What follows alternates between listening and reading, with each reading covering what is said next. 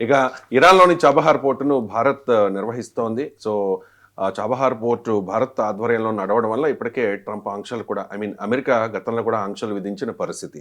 ఇప్పుడు అంటే ప్రతి ఏడాది కూడా మన కేంద్ర బడ్జెట్లో ఎంతో కొంత నిధుల్ని చాబహార్ పోర్టుకు కేటాయించడం మన ఒక పద్ధతిగా వస్తోంది. లాస్ట్ ఇయర్ కూడా ఒక 100 crores కేటాయించారు. కానీ ఈ ఏడాది ఒక్క రూపాయి కూడా కేటాయించలేదు. దానికి గల కారణం ఏంటి? కాంగ్రెస్ నాయకులు అయితే ఆరోపిస్తూ ఉన్నారు, ఖచ్చితంగా మోదీ ట్రంప్ ఒత్తిడికి గురయ్యారు, లోనయ్యారు, అందుకే కేటాయింపులు లేవు అని చెప్పేసి. ఏమంటారు? ఎస్ అండి, ఇప్పుడు మీరు అన్నట్టు బడ్జెట్లో ఏంటంటే చాబహార్ పోర్టుకి మనం నిధులు ఇచ్చేవాళ్ళం గత 2-3 బడ్జెట్లుగా. కానీ ఇప్పుడు ఈ 2026-27 ఆర్థిక సంవత్సరానికి ప్రకటించిన కేంద్ర బడ్జెట్లో చాబహార్, ఇరాన్లో మనం డెవలప్ చేస్తున్న చాబహార్ పోర్టు, ఏది పాకిస్తాన్లో గ్వడార్ పోర్టు, చైనా అభివృద్ధి చేస్తున్న పోర్టుకు ఆపోజిట్గా సెంట్రల్ ఏషియాతో ట్రేడు, ఆఫ్ఘనిస్తాన్తో ట్రేడు, ఇరాన్తో ట్రేడు, ఇవన్నీ పర్షియన్ గల్ఫ్లో ఒక వ్యూహాత్మకమైన ప్రదేశం ఉండేటట్టు డెవలప్ చేస్తున్న చాబహార్ పోర్టుకి బడ్జెట్లో నిధులు ఇవ్వలేదు. దీని అర్థం ఏంటి అంటే చాలా జాగ్రత్తగా గమనించాలి. అంటే ట్రంప్ ఒత్తిడికి లోనయ్యాడా మోడీ గారు అనేది ఒకటి చూడాలి.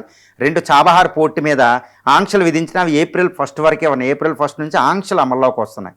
తర్వాత ఇప్పుడు మనం బడ్జెట్ నిధులు ఇవ్వడం అంటే ట్రంప్ని కాదనడం, చాబహార్ పోర్టు మీద మనం నిధులు పెడితే అది ఎలాగో ఆంక్షలు వస్తాయి. అమెరికా ఆంక్షలు పెడితే అంత ఈజీ కాదు పోర్టును రన్ చేయడం, అది ఒకటి గుర్తు. అందుకనే చాబహార్ పోర్టుకి బడ్జెట్లో నిధులు ఇవ్వలేదు అంటే దీని అర్థం చాబహార్ పోర్టుని మనం వదిలేయడం అనేది కాదు, గుర్తుపెట్టుకోవాలి. అది బడ్జెట్లో నిధులు ఇవ్వకపోయినంత మాత్రాన దాన్ని వదిలేయడం అనేది అర్థం కాదు. ఇప్పుడు కాంగ్రెస్ విమర్శించినట్టు, మనం ఊహించినట్టు, విశ్లేషకులు విశ్లేషణ చేస్తున్నట్టు, ఎక్స్పెక్ట్ చేస్తున్నట్టు మోడీ ట్రంప్కు లొంగిపోయి చాబహార్ పోర్టును వదిలేశారు, అందుకని బడ్జెట్లో నిధులు లేవు అనడంలో వాళ్ళ హేతుబద్ధత ఉండొచ్చు. కానీ భారత ప్రభుత్వం దానికి చాబహార్ పోర్టుని నిధులు ఇవ్వడానికి ఎన్నెన్నో మార్గాలు ఉంటాయండి. ఒకటే కాదు, ఎన్నెన్నో మార్గాలు ఉంటాయి.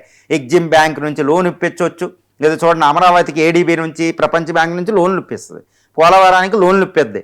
అలా అని కేంద్ర ప్రభుత్వం నిధులు డైరెక్ట్గా ఇవ్వకపోవచ్చు, ఎందుకంటే వేరే రాష్ట్రాలు అక్కడ ప్రెజర్ ఉంటుంది. కాబట్టి చాబహార్ పోర్టుకి బడ్జెట్లు నిధులు ఇవ్వకపోతే వేరే మార్గాలు ఉంటాయి, ఎప్పుడు పడితే అప్పుడు ఇవ్వచ్చు. ఫైనాన్స్ మినిస్ట్రీ శాంక్షన్ చేయొచ్చు, కొన్ని మినిస్ట్రీస్ ద్వారా ఇవ్వచ్చు. మినిస్టర్ ఆఫ్ పోర్ట్స్కు కొన్ని నిధులు ఇచ్చారు, దానిలోంచి ఇవ్వచ్చు. కోస్టల్ షిప్పింగ్ ఇచ్చారు, దానిలో భాగంగా ఇవ్వచ్చు, అది కూడా కోస్టల్ షిప్పింగ్లో భాగం అవుద్ది, అక్కడికి ట్రేడ్ అవుతుంది కాబట్టి. లేకపోతే యూనియన్ కామర్స్ మినిస్ట్రీ నుంచి ఇవ్వచ్చు, అక్కడికి వచ్చిన ఫండ్స్ కొన్ని వేల కోట్లు దానికి వెళ్ళిన అక్కడి నుంచి ఇవ్వచ్చు.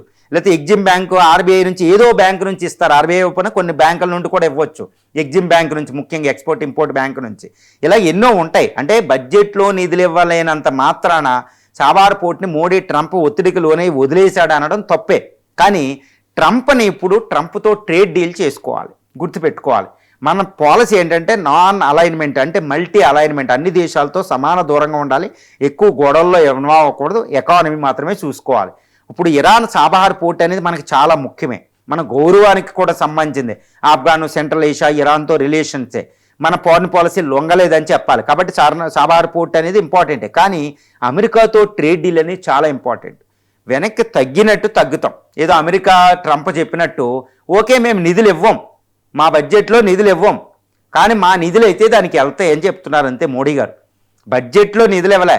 నేను ఇందా చెప్పినట్టు ఎగ్జిమ్ బ్యాంకు, మినిస్ట్రీస్ నుంచి, పోర్ట్ మినిస్ట్రీ నుంచి, సివిల్ ఏవియేషన్ ఏదో దాకా దానికి లోన్లు వెళ్ళిపోతాయి, దానికి ఫండ్స్ వెళ్ళిపోతాయి. దాన్ని మనం వదలలేదే, ఇరాన్కి మనం వదిలేస్తామని చెప్పలే, మనం ఎక్కడ ప్రకటించలే. చాబహార్ పోర్టు ఇప్పటికీ మన షేర్ ఉంది అక్కడ ఇరాన్తో పాటు. కాబట్టి చాబహార్ పోర్టు మన ఆధీనంలోనే ఉంది ఇప్పటికీ. కాబట్టి దాన్ని ఎందుకు వదిలేస్తాం? కాకపోతే ట్రంప్తో ట్రేడ్ డీల్ కుదరబోతుంది. ఇలాంటి టైంలో ట్రంప్ని నొప్పించక తాను ఒక మన పని మనం చక్కబెట్టుకున్నట్టు ట్రంప్తో అలా ఉంటూనే ఏదేదో చేసినట్టు, ఆయనకు భయపడిపోయినట్టు, లొంగిపోయినట్టు చేసి మనం $150 బిలియన్ సంబంధించి 2030కి $500 బిలియన్ అవ్వబోయే అమెరికా ట్రేడ్ మీద దృష్టి పెడుతున్నాం. ఎందుకంటే ఆయన ఇరాన్ చాబహార్ పోర్టుతోనే సరిపెట్టడు. మన H-1B వీసాలు ఉన్నాయి, మన లక్షలాది మంది ఇండియన్ స్టూడెంట్స్ ఉన్నారు, ప్రొఫెషనల్స్ ఉన్నారు. ఈ $150 బిలియన్ ట్రేడ్ జరుగుతుంది. అమెరికా అనేది చాలా ఇంపార్టెంట్. ఇటు చైనాని ఎప్పుడూ నమ్మలేం కాబట్టి అమెరికాని మనం దూరం చేసుకోకూడదు. ఇక్కడ అమెరికా ట్రంప్కి భయపడడం కాదండి, అమెరికాని మనం ఎందుకు దూరం చేసుకోవాలి అన్నసరిగా. డిప్లొమసీ అంటే వాడు ఏదో అన్నాడని మనం ఇంకా దూరం చేసుకోవడానికి, ఇది country, it's not a personal interest. Trump లాగా మన మోడీ గారు ఆలోచించరు. Country interest, large interest and long term interests of the nations of the foremost important for the Modi rather than the personal ego అండి. ఇది పర్సనల్ ఈగోలో ట్రంప్ ఏదో అన్నాడని మనం కూడా అనేకూడదు. మరి దేశం ఉంది, కాబట్టి గుర్తుపెట్టుకోవాలి, అమెరికాని ఎందుకు దూరం చేసుకోవాలి అనవసరంగా. వాడు నిధులు ఇవ్వద్దన్నాడు, చాబహార్ పోర్టుని వదిలేయమన్నాడు.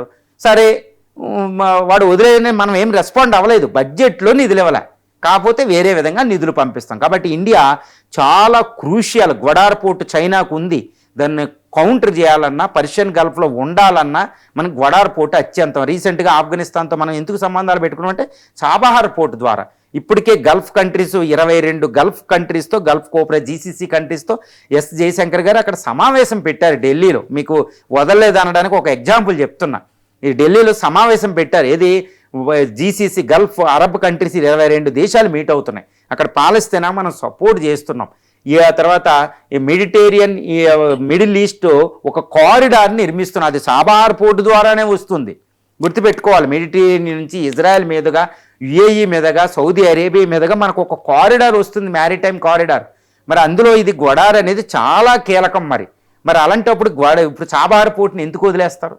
గుర్తుపెట్టుకోవాలి. ఇప్పుడు అమెరికా అధ్యక్షుడు ఏదో సమయంలో, ఇప్పుడు మార్చి అయినా ఫిబ్రవరిలోనైనా తప్పనిసరిగా ఇండియా వస్తారు. ఎందుకంటే క్వాడ్ సమ్మిట్ ఉంది, ట్రేడ్ డీల్ ఇప్పుడు ఈతో కుదుర్చుకున్నాక ఆయన మీద నెత్తి మీద ప్రెజర్ వచ్చింది. అమెరికాలో కూడా ప్రాబ్లం ఉంది ఆయనకి. ఆయన వస్తారు, ఏప్రిల్ దాకా శాంక్షన్లు లేవు, ఏప్రిల్ నుంచి విధిస్తారు ఆయన. ఈ లోపు అమెరికా ఇండియాల మధ్య ఎన్నో డిస్కషన్ జరుగుతాయి, ప్రతిరోజు ప్రతి గంట అదే పని మీద ఉంటారు. కాబట్టి ఇండియా చాబహార్ పోర్టును వదిలినట్టు కాదు. మోడీ అంత తేలిగ్గా, అంత కష్టపడి ఇరాన్తో నిర్మించుకున్న చాబహార్ పోర్టును వదలడం అనేది కాదు. ఇలా వదిలితే ఇరాన్ 4th లార్జెస్ట్ ఆయిల్ సప్లయర్కి మనం రాంగ్ సిగ్నల్ ఇచ్చాం. సివిలైజేషన్ రిలేషన్స్ ఉన్నాయి, అమెరికా శాశ్వతంగా అది, ఇరాన్ మనకి చాలా ఇంపార్టెంట్, ఎక్స్టెండెడ్ నైబర్హుడ్, ఇస్లామిక్ కంట్రీస్కి రాంగ్ సిగ్నల్ ఇచ్చినట్టు. ఇలాంటి పని ఇండియా చెయ్యదు.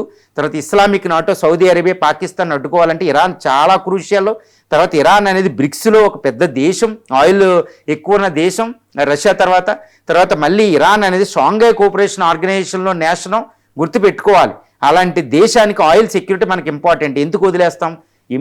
ఇంపాసిబుల్. కాకపోతే బడ్జెట్లో నిధులు ఇవ్వలేదు కాబట్టి చాబహార్ పోర్టును వదిలేసినట్టు మన న్యూస్లో వచ్చేది అలా తీసుకోకండి. చూడండి, ఇంకో 2 నెలలు చూస్తే ట్రంప్ని ఇండియా ఒప్పేస్తుంది, ఇరాన్ చాబహార్ పోర్టు ఇండియా కంట్రోల్లోనే ఉంటుందండి.